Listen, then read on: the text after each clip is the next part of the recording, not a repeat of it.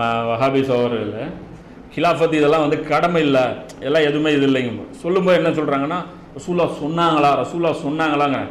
ஆனால் ஹதீஸை ஃபாலோ பண்ணும்போது இவங்களே ஒரு லிஸ்ட்டு போடுவாங்க, சொல் செயல் அங்கீகாரம். அப்போ சொல்லு செயல் அங்கீகாரம் 3 தானே மார்க்கம். அப்போ ரசூலா செஞ்சால் அது மார்க்கம் தானேன்னு கேட்டால் என்ன பதில் சொல்லுவோம்? சிம்பிள் தானே. நபி ஸல்லல்லாஹு அலைஹி வஸல்லம் செஞ்சுட்டா அது மார்க்கம் தானேப்பா. அப்போ ரசூலா செஞ்சாங்கல்ல, ஏன் அதுக்கு சுற்றி வளைச்சி ஒரு காரணம் காட்டுறீங்க? அப்போ செஞ்சிட்டாங்க, முடிஞ்சு போச்சு. அப்போ நீங்கள் கேட்குறீங்களா உதவியாவுக்கு இதுக்கு எல்லாமே சிம்பிளாக புரிஞ்சுங்க. எல்லாம் ஒரே வார்த்தையில் எல்லாமே கவர் பண்ணுறான். என்ன சொல்கிறோம்? நம்முடைய தூதர் சுயமாக எதையும் செய்ய மாட்டார், அவ்வளோதான், முடிஞ்சு போச்சு. அனில் ஹவா, இவர் வந்து மனோச்சையை பின்பற்றக்கூடியவர் அல்ல.